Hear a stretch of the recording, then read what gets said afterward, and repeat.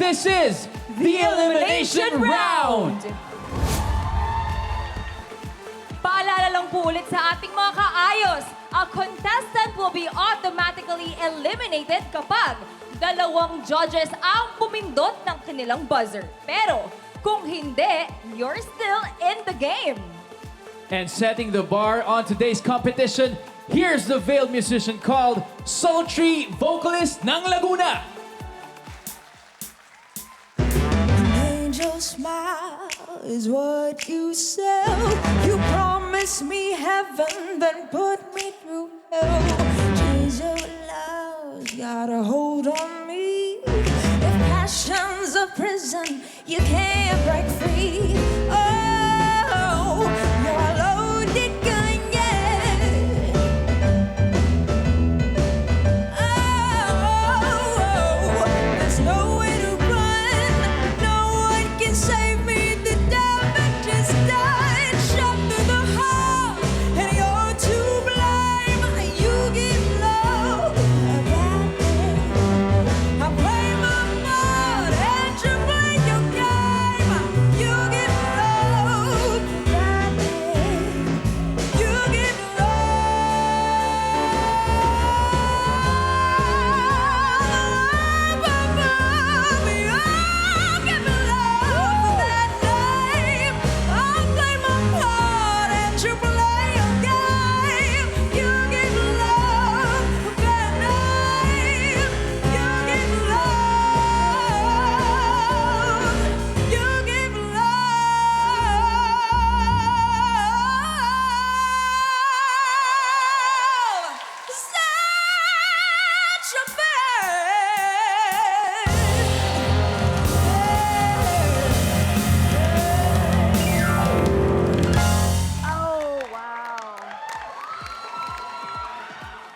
Grabe yun. And that was Sultry Voice ng Laguna. Grabe.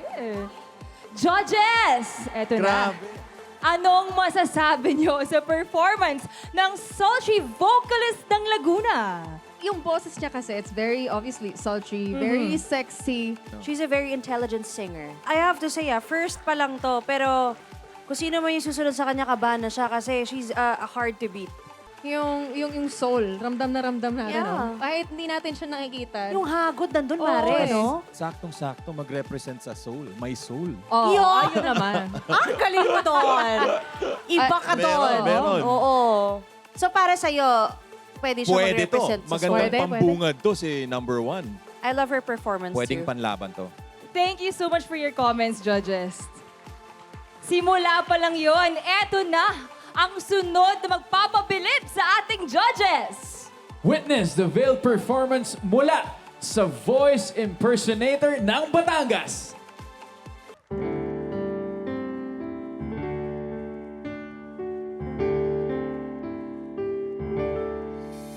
And I believe that in my life I will sing to hopelessness. I've given up, I've suffering.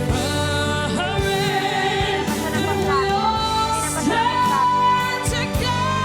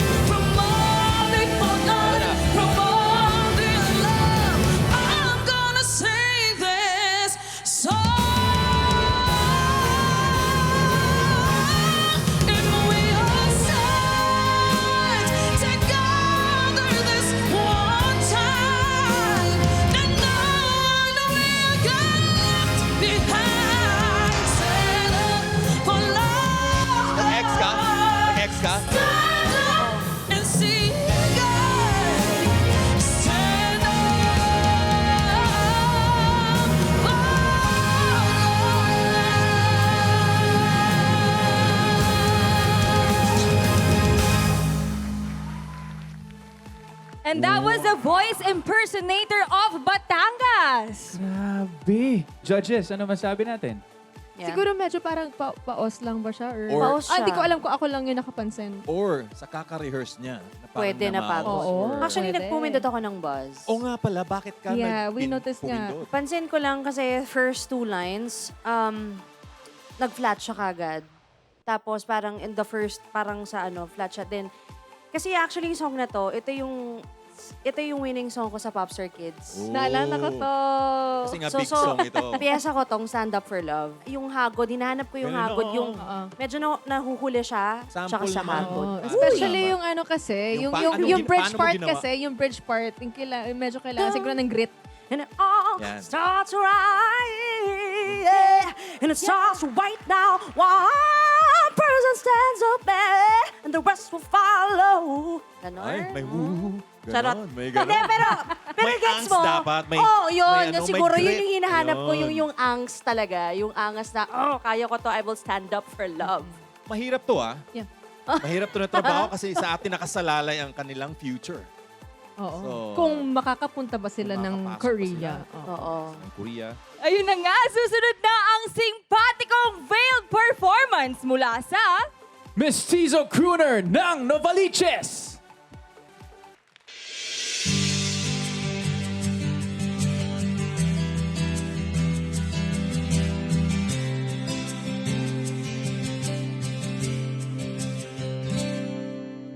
Kung ito man ang muling awiting awitin, nais kong isang bitin, nilagyan mo ng kulay ang mundo.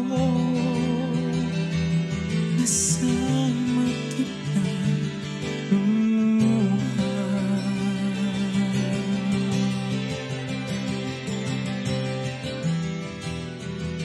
Dahil sa'yo may pag-asa. Ang awitin ito'y para sa'yo.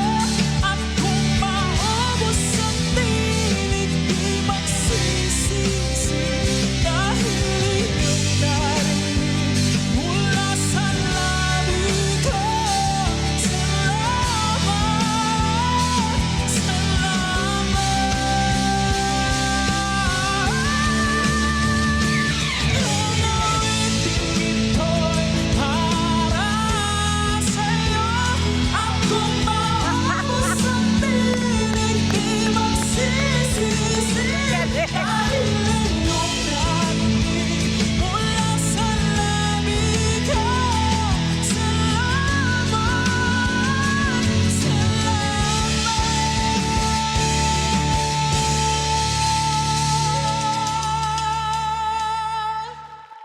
Give it up for Mestizo Crooner ng Novaliches!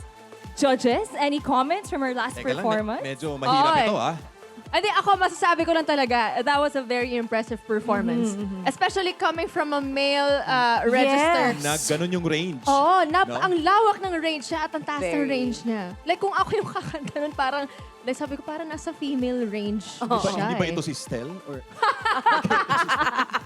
Sumali. Tsaka alam mo, sa totoo lang, bihira yung ganyang klaseng kumanta. Na ang Actually. taas ng vocal range niya. Gusto ko yung choice niya ng song kasi syempre pag nag-represent ka sa ibang bansa, gusto mo Tagalog yung song mo. Gusto mo yung Oo. Pinoy na Pinoy. Oh, Grabe yung range talaga. Kakabilib, Mare. The range is... it's ranging. Ranging! Salamat sa Oo, iyong salamat sa performance. napakagandang performance. Salamat. At syempre, maraming salamat din sa ating mga judges. Napakahirap ng trabaho nyo today. Kaya naman, humanda na kayong lumipad sa Alapaap. Dahil maririnig na natin ang angelic voice ng Gospel Diva ng Isabela.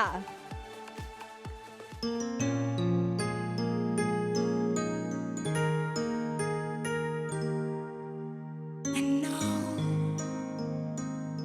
that when you look at me, there's so much that you just don't see. But if you would only take the time, I know in my heart you'd find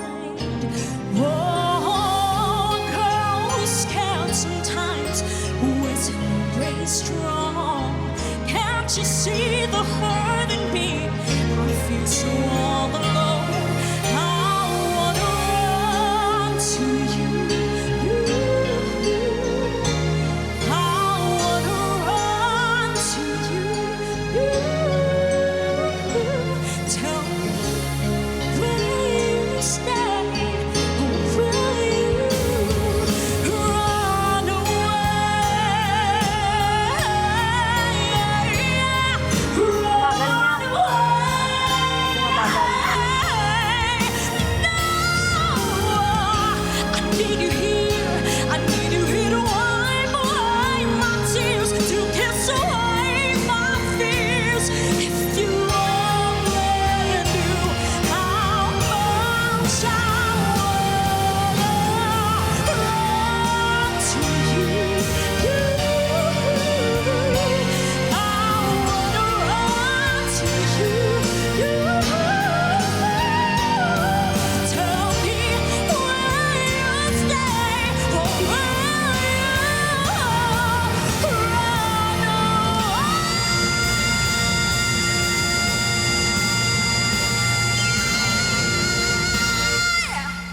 There you have it, ang gospel diva ng Isabela!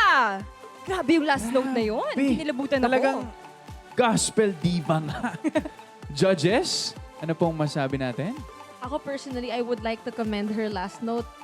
Kasi, in all fairness, talagang grabe. As in, sa pool. Sa pool siya. Ni last Sa pool, note oo. tayo. Oo eh. Binawi niya dun sa dulo eh. Ang dami na nag-set ng standard para sa kanta nito. So ako naman, I was hoping na mas